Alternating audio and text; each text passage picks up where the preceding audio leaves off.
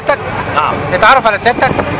أنا باهي رئيس تحرير جريدة القناة. أستاذ باهي، إيه انطباعك إيه عن المشروع؟ حضرتك أول مرة تزوره؟ حقيقي أنا مش أول مرة أزور القناة، وإنما جيت القناة قبل كده، بس أول مرة أزور مشروع الجديد القناة الجديدة النهارده. إيه رأيك يا فندم؟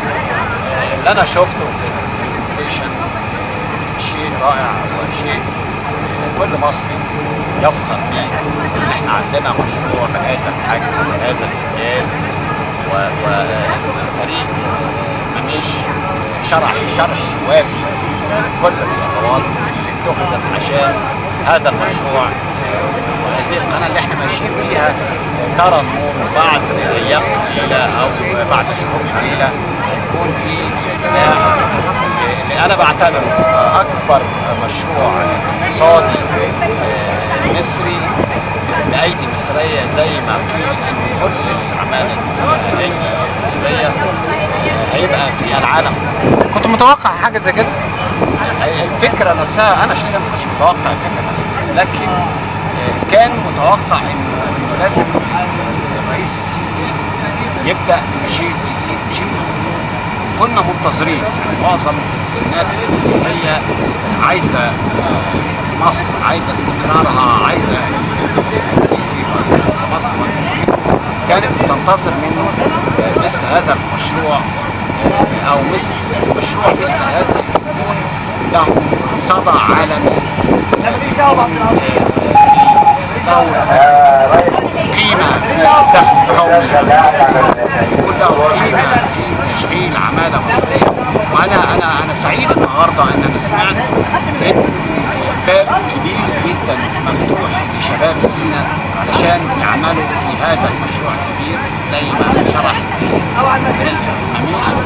ده شيء محتاجينه، وجزء كبير جدا من تنمية سينا ان احنا نخلي ايدي عامله من سينا من مجموعات الخريجين والشباب، علشان يبقى في حاله من حالات الاندماج، بدل من الكلام اللي بنسمعه والكلام اللي بنشوفه دلوقتي من احداث حقيقي انا بعتبرها فتره وهتعدي والامور هتبقى افضل كتير خلال الايام اللي جايه، واحنا متفائلين.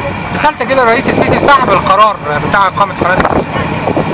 هو ما فيش شك طبعا هو صاحب القرار باعتباره رئيس الجمهوريه، لكن لا نغفل دور كل الناس الموجودين اللي شاركوا حتى ولو مشاركه بسيطه في انه يضع حاجه في المشروع، في انه يساهم مساهمه. انا اعرف ناس من عندي من المنيا كانوا بييجوا يقعدوا بالشهور يشتغلوا. الناس دي بالفعل تستحق كل تقدير، وانا يعني بقترح ان كل شخص ساهم في القناه او اضاف شيء في عمل القناه انه يدعى بصفه خاصه لحضور المهرجان اللي هيتعمل في الافتتاح. ده اقل تقدير نقدمه له، لانه بالفعل الاجيال الجديده هتقول جدي ساهم وانا زي ما كلمه اخيره، تحيا مصر يا استاذ باهي. تحيا مصر، تحيا مصر، تحيا مصر. شكرا يا باشا.